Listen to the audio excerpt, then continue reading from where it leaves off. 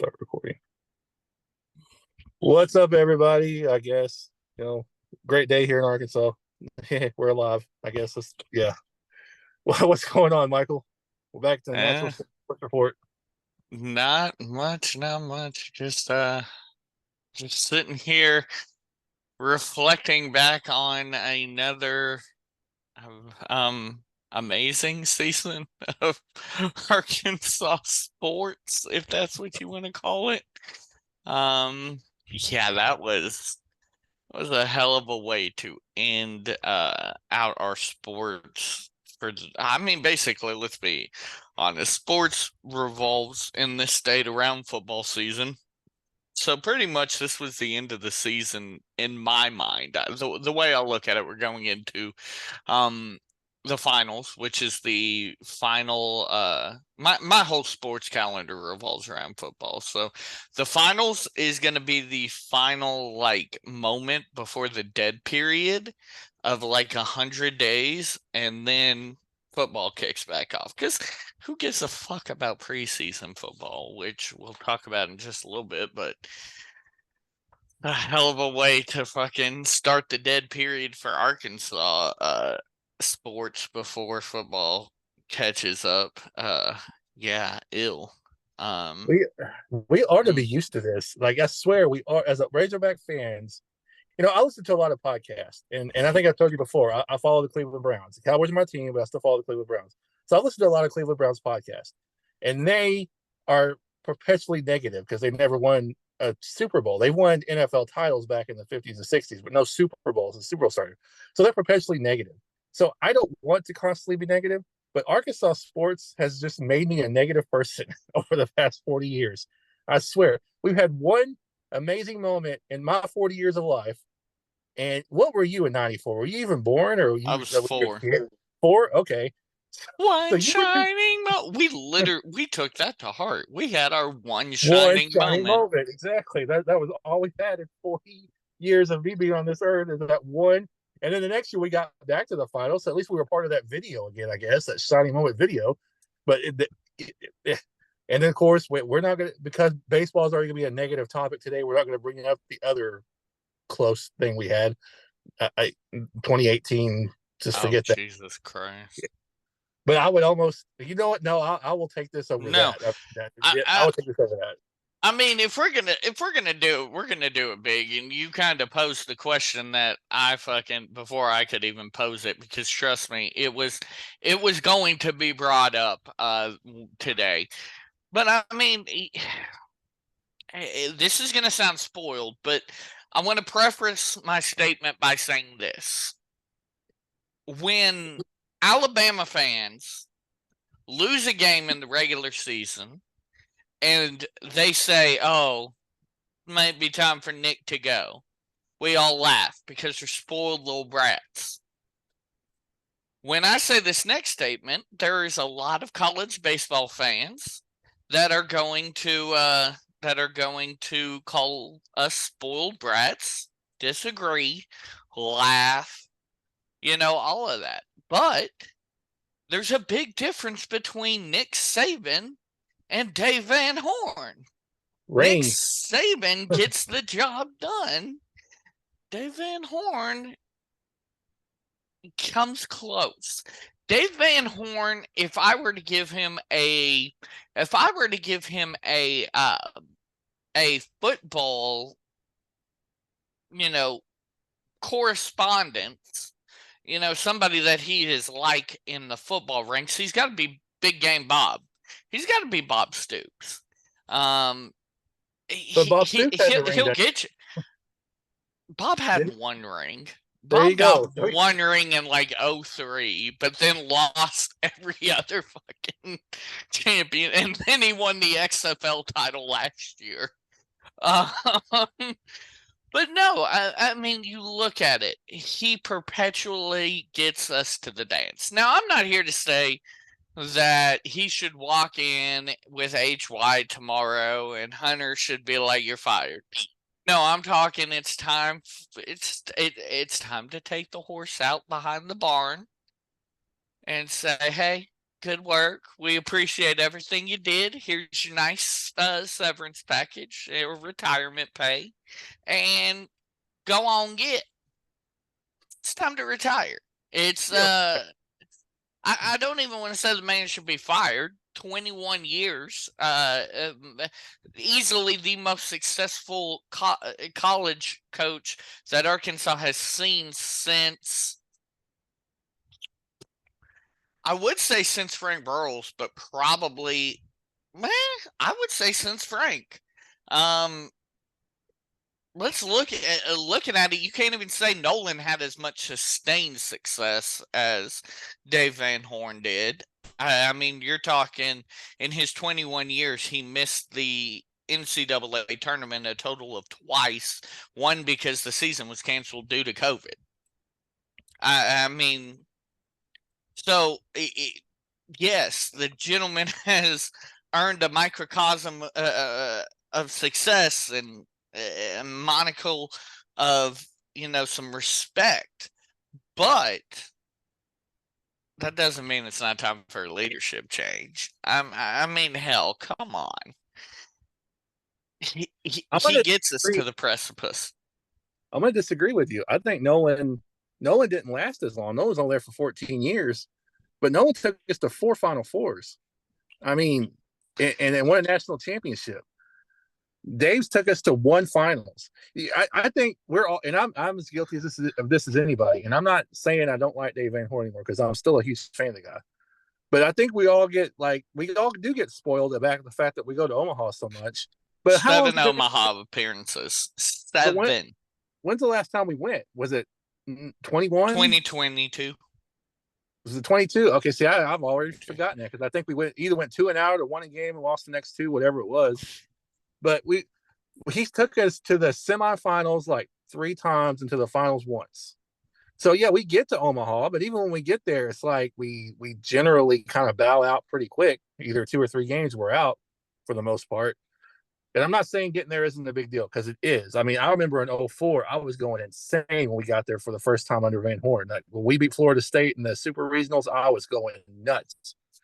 But looking back now, I mean, I think you even said yourself in the group chat earlier. It's like, we're got all this reverence for Dave, and not only no rings, but really only one shot at really even getting one, and then we choked that one away.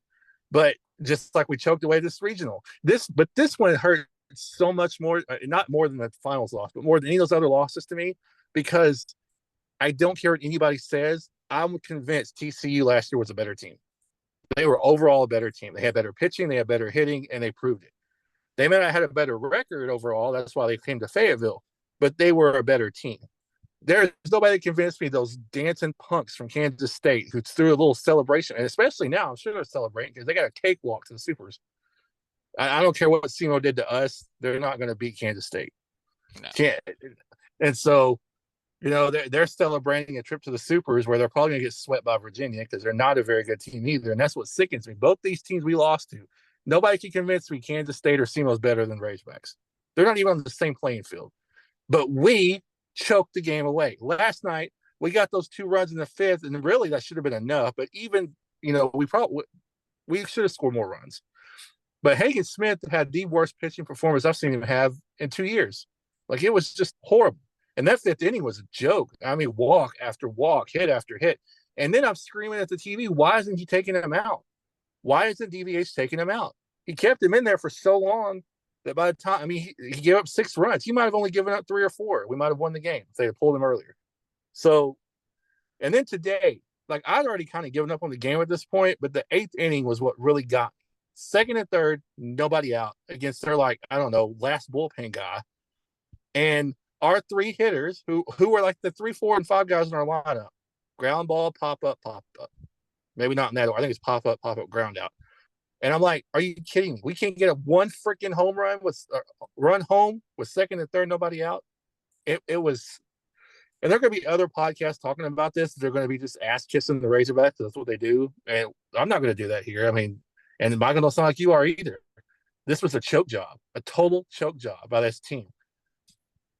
And the only way I see Van Horn sticking around and being totally okay with it is if he's willing to get rid of the hitting coach because the guy hasn't produced in 3 years.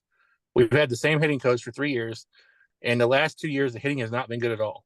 Situational hitting or just hitting in general has not been good at all. And so if he's willing to let go of the hitting coach and go find somebody else, then okay, let's see what happens next year. But if he's going to be loyal to a guy who hasn't done his job all year, and this is one of the worst hitting teams we've seen in 20 years here, then it's time for him to go. That's just my opinion. I mean, I won't disagree with you. I will say a couple things here. You know, 883 and 456 is his record right now at Arkansas. I mean, that's impressive.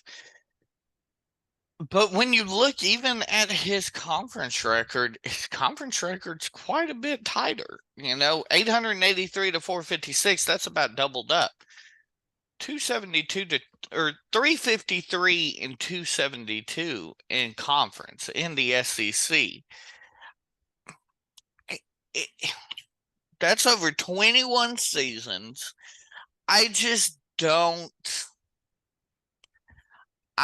don't see the reason, and I broke it down like this for everybody, talking with them in the group chat earlier. The way I broke it down, I said, what are you gambling at this point?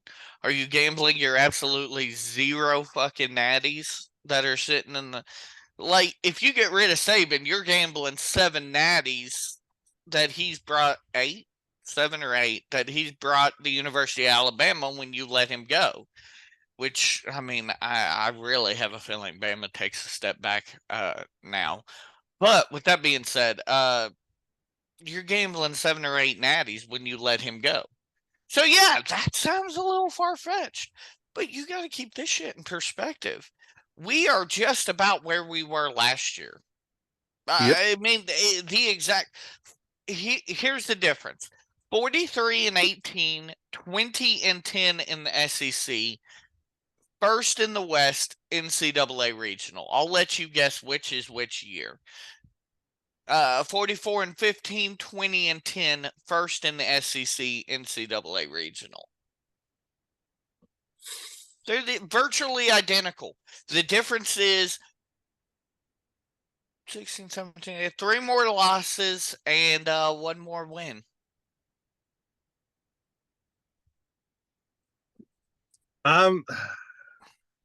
He's consistent, I guess. Yeah, consistent. Like I told you earlier before we started recording, I'm trying not to be. I'm trying not to say a whole lot about this. I'll talk about the other subjects a lot more because I don't want to sound so angry. Because right now I'm pissed, and that's how I usually am after a big Razorback loss. Regular losses, like a regular season loss, I'd be over it right now. Like who cares, whatever. And even like last night, I was over it. I was pissed, but then by midnight, I was over it. It was like, all right, it's time to move on. We got to play tomorrow. And I really just thought there was no way in hell we're going to lose to SEMO. And especially, did you get to watch the game today? No. Yeah. All right. So the pitcher for SEMO pitched 6 innings, gave up, I think, 1 run on a homer by Holt. And like his fastball was topping out like 85, 86. He had a curveball that went like 60. And they're like, oh, it's tricky to the batters because it's so slow. Okay, but by the second time you're at bat, you should be able to time that shit up if you're a college hitter. And not only could we not time it up, it's like we show no interest in timing it up. We were swinging at pitches that left the guy's hand on Tuesday and didn't get there on Thursday. I mean, as soon as the ball leaves his hand, swing, swing, swing. It's like we weren't even trying to time up the guy. And his fastball is so freaking slow. I'm like, I could hit that thing. I might not get a hit out of it, but I could at least make contact with it. It's right down the middle going 80 miles an hour. I mean, again, I'm not saying I'm a baseball player by any means. He would probably get me on the curveball too, but I'm not a Division I college baseball player. Like I'm not a starter at the University of Arkansas who was, at the time the number 5 team in the country. So the fact these guys couldn't get this clown, and that's what the guy was. He looked like Kid Rock. He looked all raggedy and crap, and he was just out there running his mouth after every pitch. And I'm like, dude, if you're against I'm sorry to say, a real team, like if you try to pitch next week against Virginia, who I'm sure will win their regional, they'll light your ass up like a Christmas tree. Because that was some of the worst pitching I've ever seen from a guy who went 6 innings, giving up 1 run on 1 hit. Now, there will be people going, oh, give the kid credit. No, I mean, I'm all for. I was all for giving Kansas State's pitcher last night. That kid pitched his heart out. That bullpen guy the closer that came in and pitched like 4 innings of ridiculously good baseball. This guy Yeah. today was a clown. He had no business being on the mound, and we made him look like Cy Young. Like he was carving our guys up. He wasn't striking anybody out, but when we made contact, we were just like ground ball to short, ground ball to second, ground ball to first. And then there were points in the game before I quit watching in the fifth inning where I didn't even see guys running out the ball. Like they were just like jogging up and down the bases. It's like the team last night took the entire air out of the team, which is ridiculous because you still had a chance to win the fucking regional. And now you're going home. Now you're going to watch SEMO and Kansas State play for a regional tournament title on your home field while you get to sit in the dugout or sit in the clubhouse and watch. And that ought to be, if I'm an athlete, I'm ashamed right now of how bad this season turned out. I mean, when you look at it, you look at what he's accomplished. NCAA Division II national champions in '94, MIAA conference regular season in '94, Texas Eastern '92, Southland regular season in '95, Southland Louisiana Division '97, Big 12 regular season 2001, three-time Big 12 tournament champion, three-time SEC regular season champion. Last one was last year.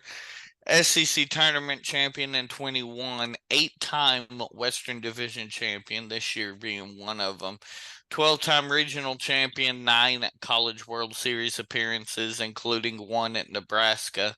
College World Series runner-up in 2018. It reads amazingly, but again, of those 12 regional championships, of those 9 College World Series appearances, how many times did he win it? None. Yeah, exactly. None. You said something last week. I'm pretty sure it was you when you were talking about Big Game Bob, and you said how you would almost rather at this point. I mean, I'm paraphrasing what you said. I'm trying to remember exactly what you said, but you were ready to see dividends. You were tired. Or maybe it was Brad to say this. I think it was Brad. I think so. He was tired of seeing $20 bills out of the slot machine. He wanted to hit a jackpot, and I think that's the way a lot of people feel now. A lot of Arkansas fans, and this might rub some people the wrong way, but I've seen it in the last 30 minutes since the game ended. People kissing their ass and talking about what a great season it was, and hold your head up, boys, it'll be okay. And it blah, was blah, a blah, great blah, blah. season, but you can still be pissed off. Yeah, and honestly, I don't know, like, really, what did we gain this year? That's what I told somebody, because somebody was like, what a great, see, they should be so proud of their accomplishments. I'm like, what did they really accomplish except getting into the tournament? I mean, they won the West. To be fair, they did win the West. And it didn't look good. They quickly got out of the fucking SEC tournament. They quickly got out of the NCAA. I didn't think, full disclosure, I didn't think we were going to Omaha this year. Even though we had that long stretch where we were number 1 this year in the fucking polls and all of that. Like, I didn't think this was an Omaha team, but I did not think we weren't going to make it through the first weekend. That's the part that's like, come on now. If you want to get back to this later, we can. But let's talk about something more positive at this point. Let's let the Arkansas baseball go for a while because they've let us go. So let's let them go. Okay.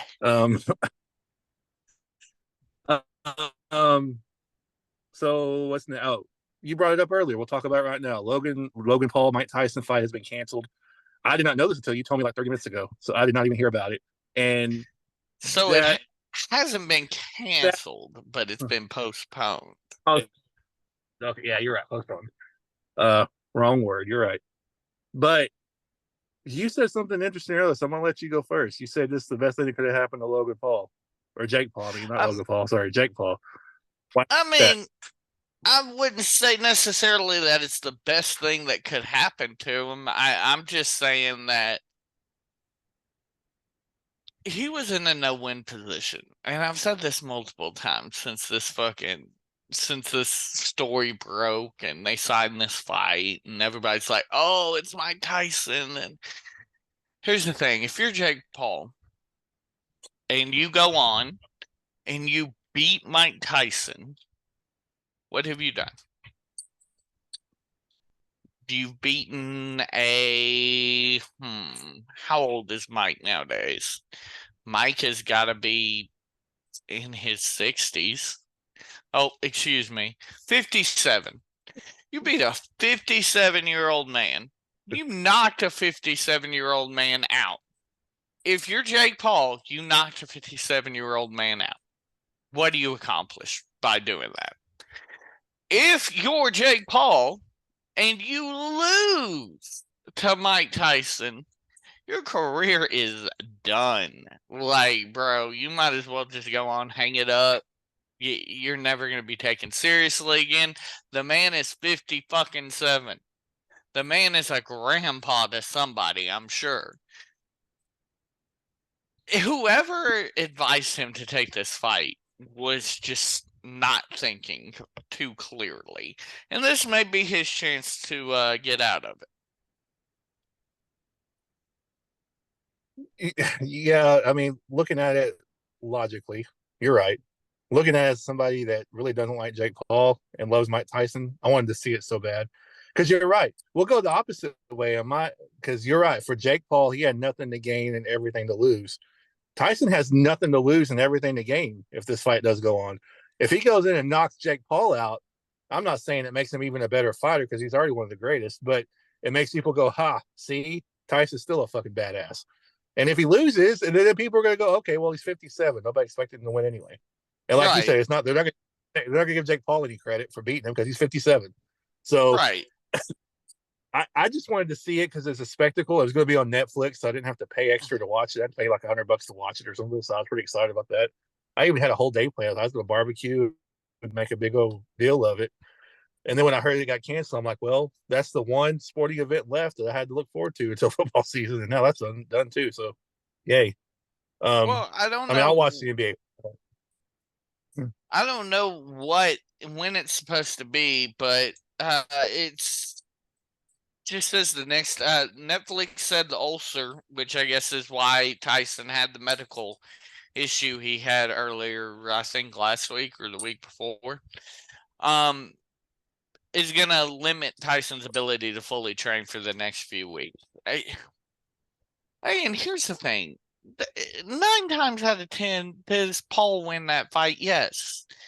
9 times out of 10, does it fucking matter? No. Even if Mike Tyson wins, like, if we all get a laugh out of it and get to laugh at fucking Jake Paul for losing the damn fight, but in the grand scheme of things, nobody's winning a world title off of this fucking fight.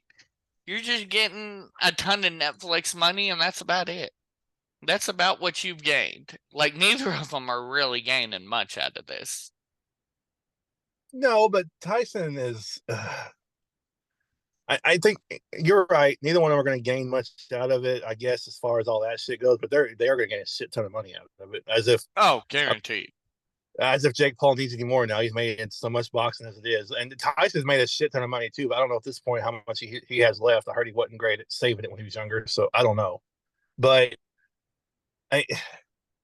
it's for the fans, man. I mean, we were going to sit back and watch it and enjoy it. And yeah, at the end of the day, none of Jake Paul's fights really mean much because he don't ever fight anybody in their prime. So if he were to go out and fight somebody like a Canelo Alvarez or somebody that's in their prime, that's a real legit fighter, yeah, he'd probably get his ass kicked. But then people will respect him a little bit more for going after somebody that's not 60 years old or somebody that's been retired for 10 years.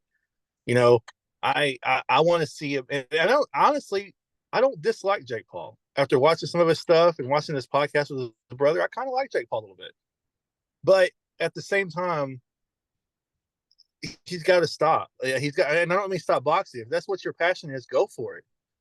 But do it for real, man. You're 27. You're still way, way, way young. I mean, you got plenty of time left to go make a legit run at this thing. But you got to go fight somebody real. And if you lose, so what? You gain experience by fighting people better than you, just like any other thing in life. If you do it with somebody better than you, you gain experience. And yeah, you may lose a fight, then maybe you can get a rematch with them later and beat their ass. He's got some skills. The dude has pretty good power. So I think he could make a run of it, and I would probably root for him if he go after guys that were a little more legit. Because boxing's been such a shit show for the last 15 years anyway. That especially heavyweight boxing, like it's been awful. I've tried to watch it, and I can't even get into most of it because most of the fighters aren't very good, and the ones that are good are like jerk offs. I can't stand. Don't want to I see them don't even win. know. I don't even And know who that motherfucker was that got that knocked Deontay Wilder out last night. yeah, I don't either. It's I like, never who heard. the fuck is Sahong something? So I want to see him. I honestly, and Logan's the same way. Like, I don't watch. I told you before, I don't watch wrestling much anymore. WWE much anymore. But I will watch Logan Paul matches because the dude's. And I've said it since I saw his first few matches. He might be a prick sometimes, but the guy is fucking talented, and they both are incredibly talented. And Jake could be, I think, could be a legit boxer if he really wanted to go out there and get somebody to prove it. And like I said, even if you lose, okay, one loss doesn't end your career. It's not college football where one loss ends your season. You lose one game or you lose one fight, you can still come back and win. And if he goes out there and starts fighting legit fighters, then people might take him a little more seriously. And Yeah. and 10 years ago, even with Tyson being 47, he would have been more of a badass than Jake Paul's fought. And I mean, I want to see Jake Paul succeed. And I didn't think I'd say that, even a few months ago. But the more I've watched some of his stuff and his interviews and stuff, the more I'm like, I kind of like this guy. I want to see him succeed, but he has to want it too. And going out fighting guys in their 50s or guys who've been retired for 10 or 15 years isn't doing it. Or guys, who haven't ever fucking fought a boxing fight. Yeah. So hold up. I'm not even gonna let you, Jake Paul. Here we go. I'm not even gonna let you go with like acting like this man has fought legitimate fucking boxers. The man has made a career, a boxing career, again, if you can call it that, off of fighting. Hold up, let me get down here. I'm assuming this is going to be considered an exhibition either. I would hope this isn't considered a professional boxing fight. They've already announced it's going to be considered professional rules.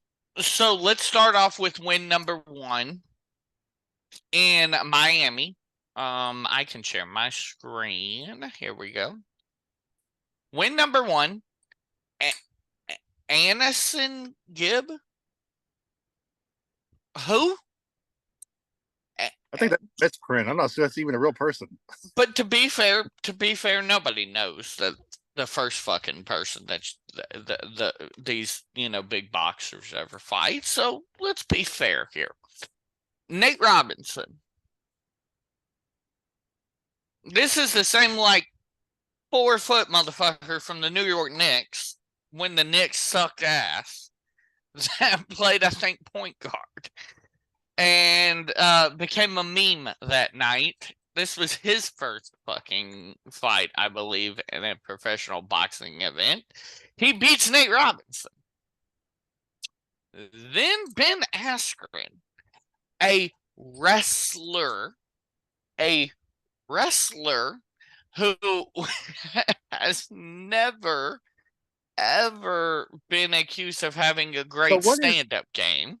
Okay, so what are you trying to? I mean, I didn't once say he fought a legit fighter. I said he needs to fight legit fighters. That's what I said. I'm saying my guy has not fought anybody that you could even say the man has had a career.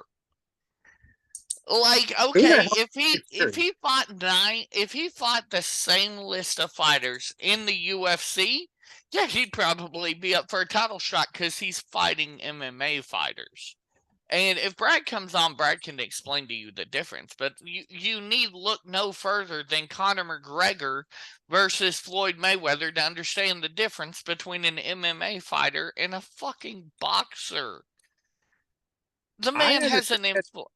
He fought Tommy Fury. Sorry, he fought one legitimate boxer, Tommy Fury, and he lost. Again, you're misunderstanding me here, Michael. I did say the dude had fought legitimate fighters. I said he needs to fight legitimate fighters. I absolutely agree. If he wants to be considered legitimate, which he does, he says in all of his interviews, all of his podcasts, he wants to be considered a legitimate fighter. Okay, dude, then grow some balls get in the ring with a legitimate fighter who's not 57 years old. Because Tyson will be the first legitimate fighter he's gotten in the ring with, boxer anyway, he's gotten in the ring with. And like you said, the guy's 57. He looks still amazing for 57, but he's still 57. So no, I agree with you. The dude needs to get in the ring with, and if he loses, he loses. That's his problem. Is he's afraid of losing. He lost to Tommy Fury. People are still buying his fucking pay-per-views for whatever reason. I mean, I honestly haven't spent a dime watching the Jake Paul fight. I've watched them on replay or watched them on YouTube, but there are people out there that pay 70, 80, 90 bucks a night to watch his fucking fights, and I don't get it. I would never do that. I think the only fight I've paid to watch in the last 20 years was Mayweather and Pacquiao. Who? Pacquiao. Pacquiao, yes, Mayweather and Pacquiao. And I was like, I'm not buying another boxing fight again because that was one of the worst $100 I ever spent. I mean, it was bad. It was. I was so pumped thinking Pacquiao had a chance, and all Mayweather did was run the whole fight, throw some jabs and run, for 10 rounds or 12 rounds. It was awful. But anyway, no, I agree with you. The dude needs to fight legit fighters if he wants to be considered legit, and he hasn't, and he won't because he's afraid of losing. I mean, I won't disagree. Personality wise, I'm starting to like the guy. I like what I hear in his interviews. I like his podcast. He does with brother. I like some of his stuff he does. Personality wise, he's really grown on.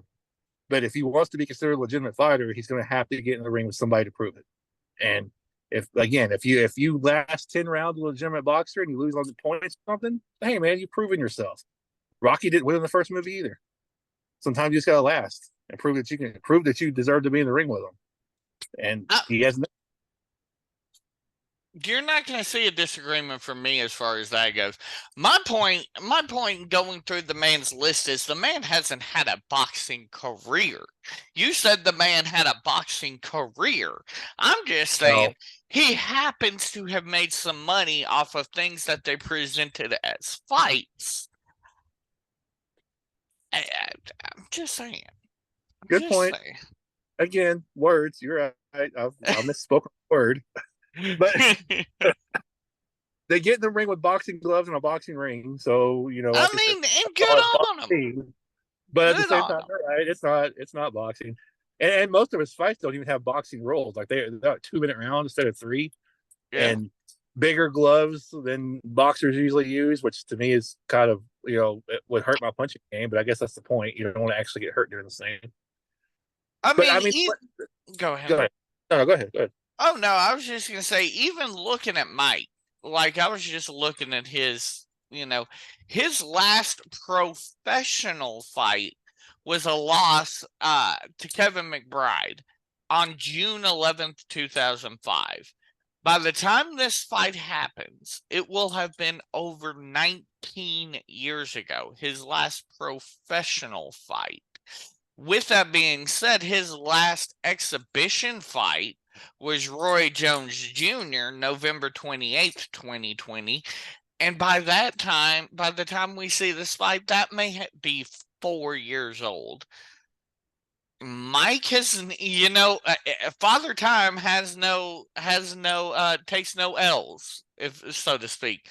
So, again, what did you really accomplish if you beat Mike?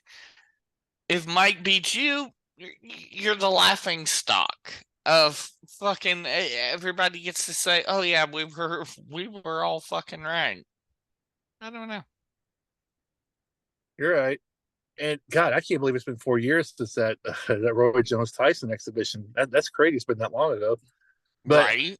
I remember watching that, and people were telling me, or I was reading comments before the fight that it's even if they wanted to do this like a real fight, which it was, it was exhibition.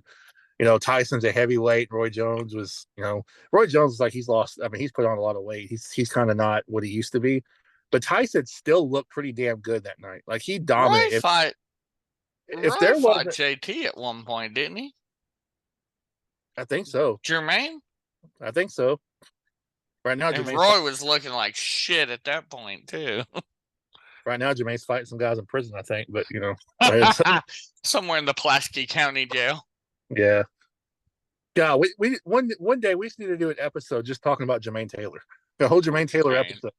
Oh, because Jesus Christ. We that guy went from absolutely could spend a whole day talking about Jermain Taylor. yes, that guy he went from the penthouse or the outhouse to the penthouse to like hell because he's not even in the outhouse anymore. He's below the outhouse now.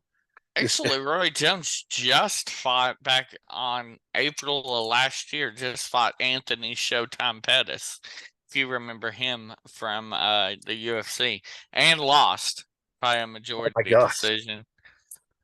If there had been a win loss in that Tyson thing, Tyson would have won by like it would have been unanimous too because that was so one sided. Tyson looked great and I Roy guess he Jones. didn't fight Jermaine. I thought he did.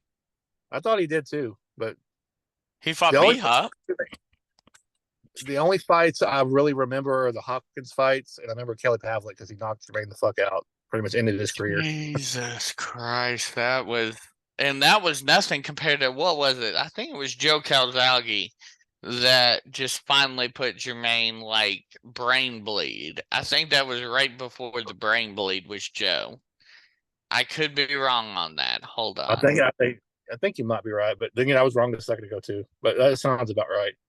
But Pavlik Jermaine. just fucking ate his lunch. That was oh my gosh.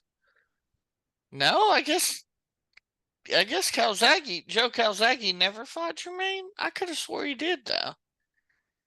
But they said Joe's last fight was in 2008. Hold up. Let me fucking grab. Now that you've got me on JT, I'm trying to think of who it was. It was some English. It was some European dude that just knocked the shit. Cause I'll never forget Jermaine's fucking arm still up. He got. Oh Jesus. Yeah, it was bad. It I remember the fight. was Carl Frock, or no, Arthur Abraham. Arthur Abraham, the worst, nastiest ass fucking knockout. And here's the bad thing about JT, dude.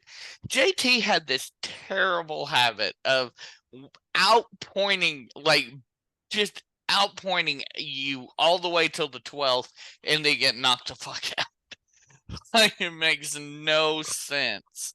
And then He, yeah, yeah. He spent the whole fight trying to win it on points. Like, and the thing was, I've seen Jermaine when he was in the Olympics. Like, he has a knockout punch if he wanted to throw it, but he was just so worried about. First off, he was worried about not getting knocked out. At least what it seemed to me watching it. And then he was worried about outpointing the guys because I guess he didn't feel comfortable enough trying to knock the guy out. So he tried to outpoint everybody, which nearly cost him the Hopkins fight because he had Hopkins like outpointed, but then Hopkins started coming back late in the fight, and I can't remember if it was the first or second Hopkins fight where it looked like Hopkins was about to put him down, and then he survived and it was the outpointed him. first one. And I'm It sitting there was through the the whole first Hopkins.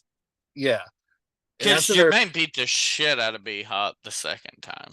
That's right. Yeah, because his corner guys were like, no, we got it this time because we're not going to lay back anymore like we did in the first fight. We kind of knew we had the fight won on points, so we kind of laid back and tried not to let Hopkins knock him. It's like a prevent football defense. Like the only thing it prevents you from is winning. So backing off constantly, it may work for Mayweather, but Taylor was never as quick as Mayweather, so like he couldn't Jesus. outrun him. Jesus. Fucking Winky Wright fight that arguably he should have lost. If Winky Wright, I still say, if Winky would have came out for that 12th round and actually fought, Jermaine would have lost that fucking fight. He would, because Winky was good that night. Winky was damn good that night and should have won that fight. And then he fought Casimo Uma at now it's Simmons Bank Arena, down there in Little Rock, and somehow didn't knock him out. I thought he was totally gonna knock him out. Corey Spinks, and then lost to Kelly twice. And then he was done. That was pretty much the end of his career. That was pretty much it. I mean, his last fight was almost 10 years ago when he beat Sam Solomon for the IBF middleweight title. And then I think that was the first time he got in trouble was right after he won that title. He fucking won the title, and then I want to say he pulled a gun on a kid for dropping the fucking title or something. Like he was taking a picture of the kid with the title, and the kid dropped the title, and I think they said he like pulled a gun on him or something. Jesus Christ. Yeah. I don't remember that, but it does not surprise me looking at what he's done over the past 10 years. It really doesn't.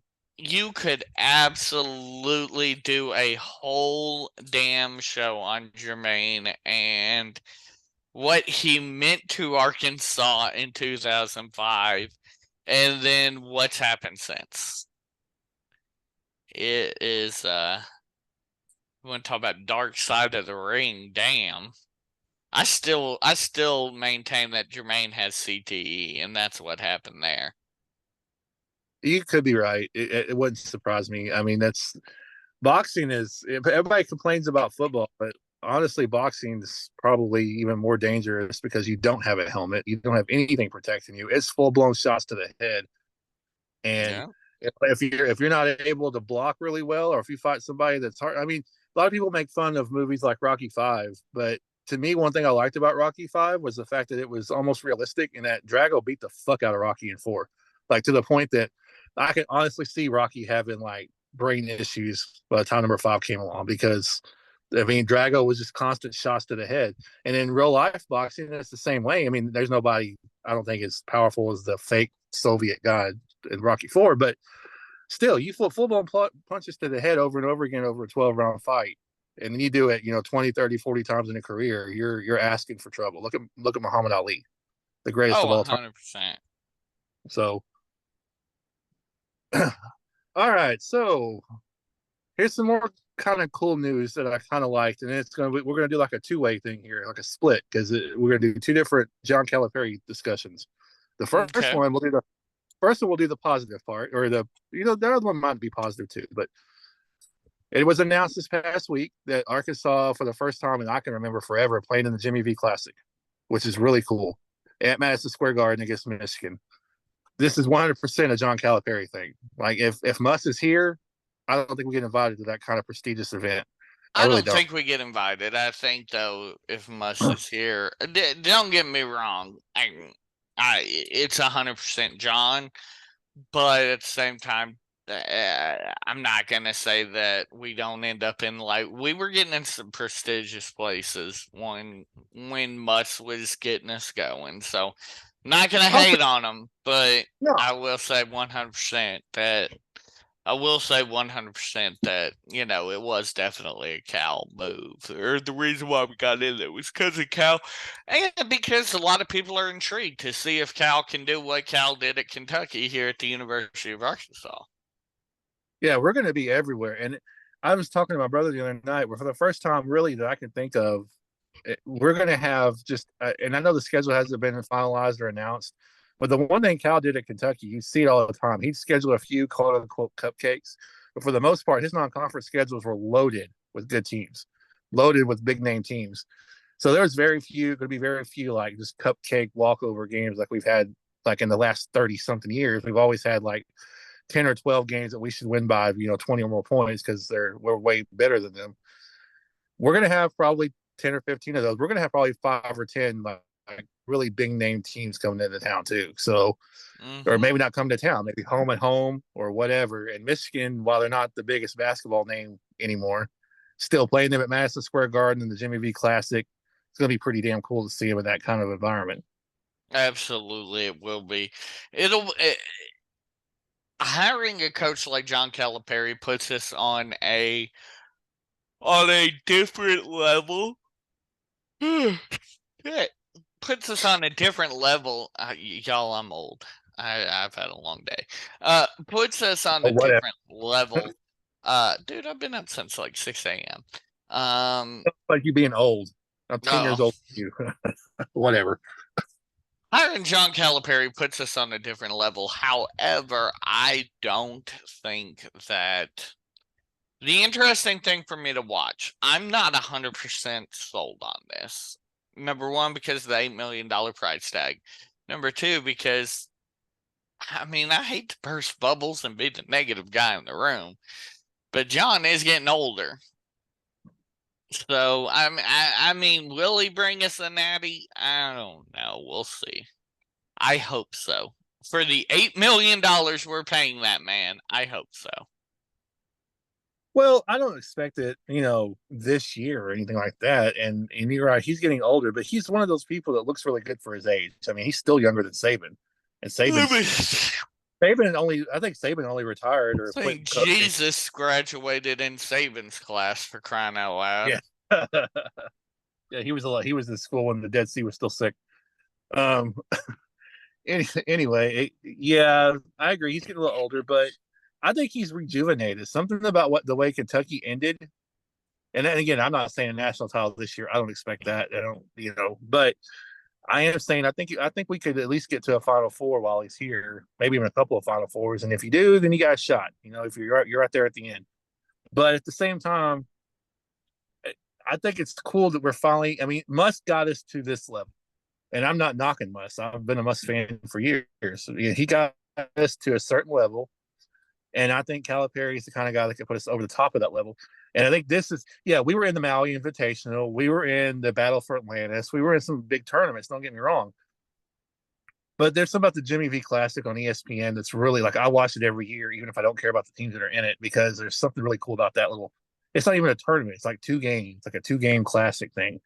And the fact that of 120 basketball teams, whatever it is, and we got invited to be one of them, one of the 4, it's like I thought that was really cool. I was pretty excited when I saw it.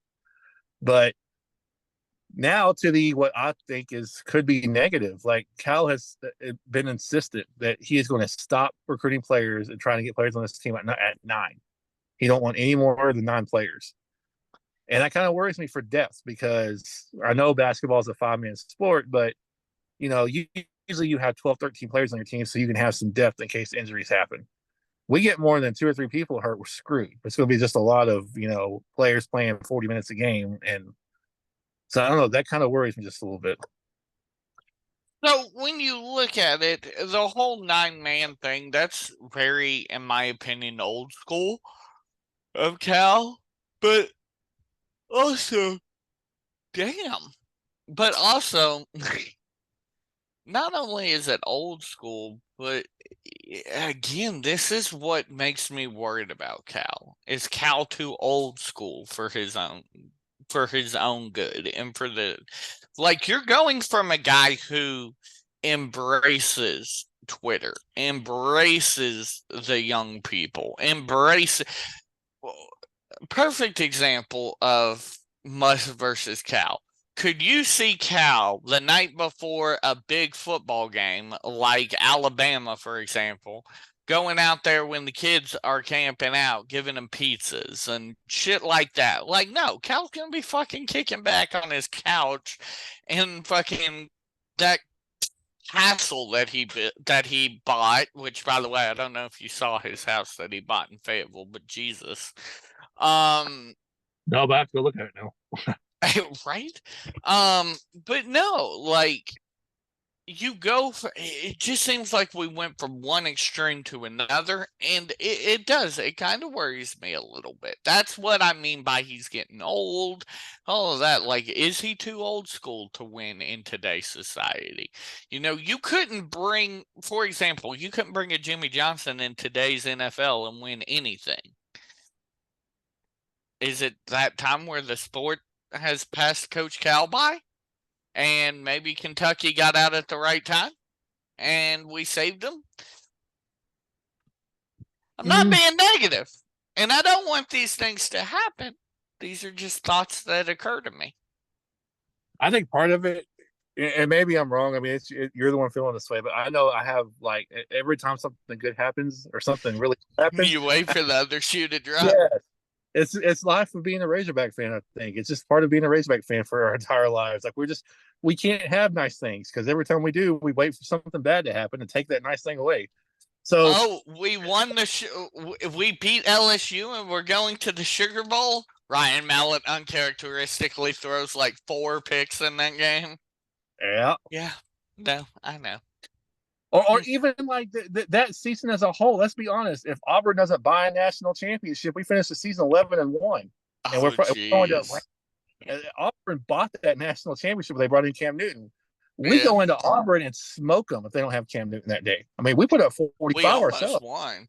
We almost Yeah, won that game with Ryan going down, I believe, in the first. Tyler Wilson came out and showed off it was a beast. Yeah, that fucking arm. Like, I think his first pass as a Razorback was a tutty. I want touchdown. to say to Greg Childs.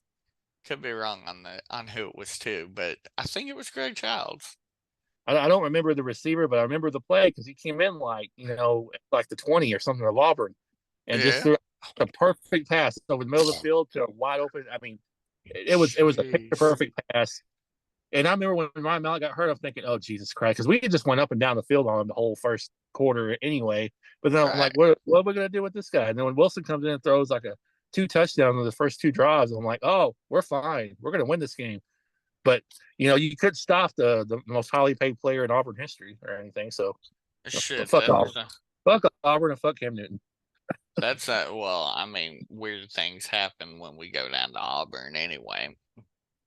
But that's almost like fucking we could have a whole show. We were talking about Jermain Taylor earlier. We could have a whole show just debating the best modern era quarterbacks in Arkansas history. Because, I mean, who do you put in that number one slot? It's got to be either Sterner or, shit. It's either got to be Sterner, Mallett.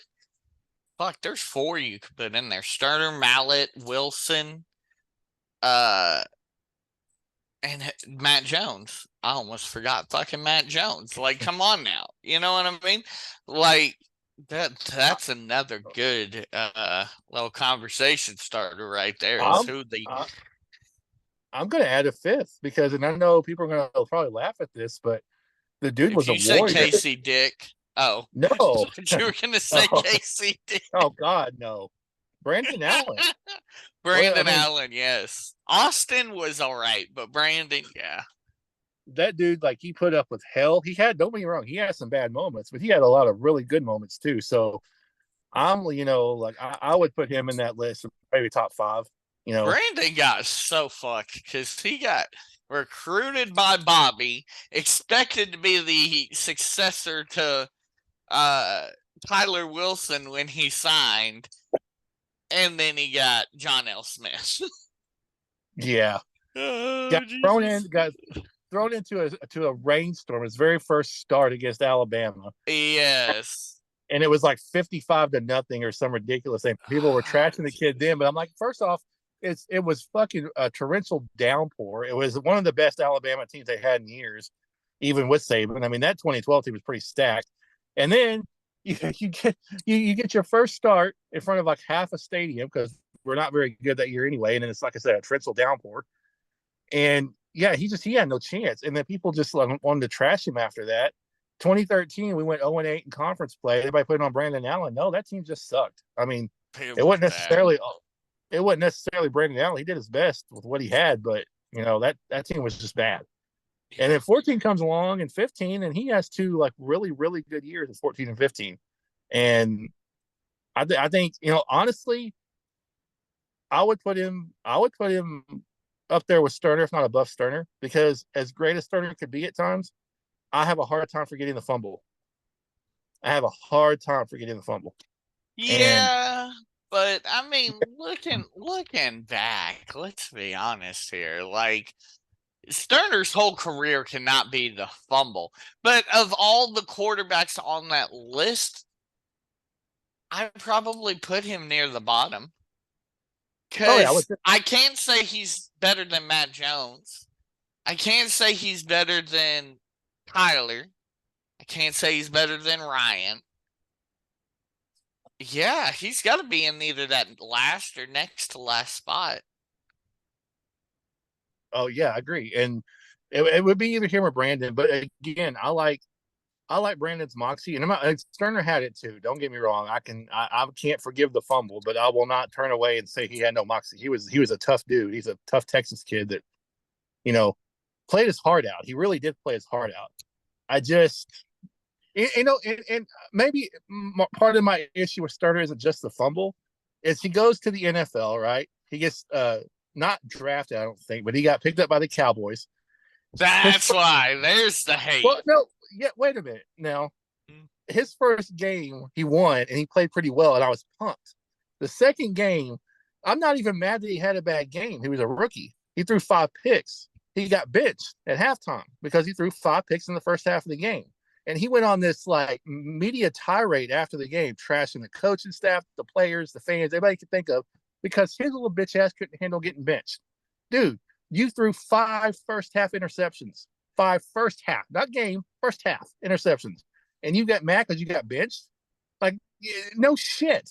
Like, even a horrible coach like Dave Campo had to bench your ass because, my God, you threw 5 picks in the first half. Dave Campo, Jesus. Yeah. That was the Hard Knocks season, wasn't it? I believe. No, I think this was 01. The Hard Knocks season was 02. Well, I was just, yep, because Emmett was there. Yeah, it was during the Campo era. But, but anyway, Jesus. just because I have some moments where I don't like Stern doesn't mean I can't be completely, I could be. Look at the guy and say he was tough as hell. He was a really good quarterback, and I don't want to put his whole career around the fumble, but at the same time, man, we were first down away. We were first. It's like we talked about Reggie Fish last week. Just either drop the punt or either let the punt go or make the catch. Well, all Starter has to do is hang on to the ball and take the sack, and we win that game. And we're either, even if we lose to Mississippi State, we still win the West, and we're going to the SEC title game with a chance to play national championship. I mean, so anyway. Yeah, I mean, I'll make it easier on you. Who's the best Bobby quarterback? That's even a tough one.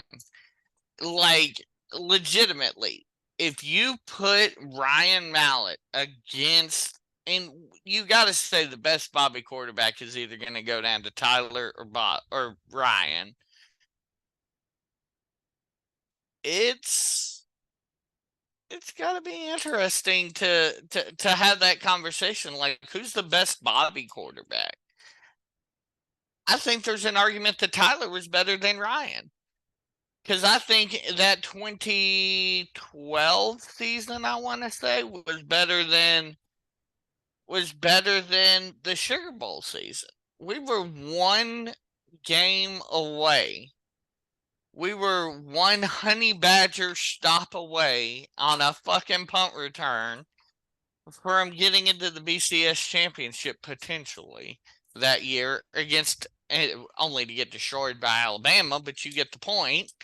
Like, we were 1 away. Who knows what happens there?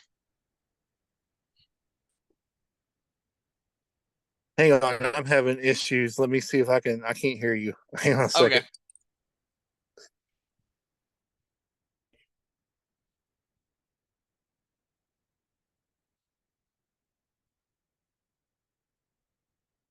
Can you hear me now? Yeah, I can hear you, but just barely. For some reason, the volume of my phone turned way the hell down. That's weird. There we go. I got it fixed now. We're good. Okay. Anyway, the best Bobby quarterback is what I was getting at. I was saying I think there's an argument that Brandon was better than, or not Brandon, that Tyler was better than Ryan. As much as we love Ryan, I think Tyler was better. Tyler definitely had the better NFL career. Did he? What did he do in the NFL? I think he was a backup in Cincinnati till 2 or 3 years ago, I thought. Or am I thinking of Brandon Allen? You're thinking of Brandon Allen, yeah. I was about to say Tyler Wilson barely did anything. I think he was the backup for the Raiders for like half a year or something. That was it. But yeah, you're thinking of Brandon Allen. Well, at least poor Tyler knew how to fucking. Oh, I'm not going to say that. I don't want to speak of the dead, but at least Tyler knew how to set his alarm on his fucking phone. Ryan, we miss you. Oh All right. my goodness. I hate to stop this fucking recording so short, but my wife's being really needy right now and whiny, and so we Right talked on. about we talked about everything except for the NFL anyway. So we'll start that We can next week. talk about that later. Yeah. Anyway, thank you guys for listening, Michael. It was great talking to you, and next time we'll do a whole lot longer show. But my wife's being whiny.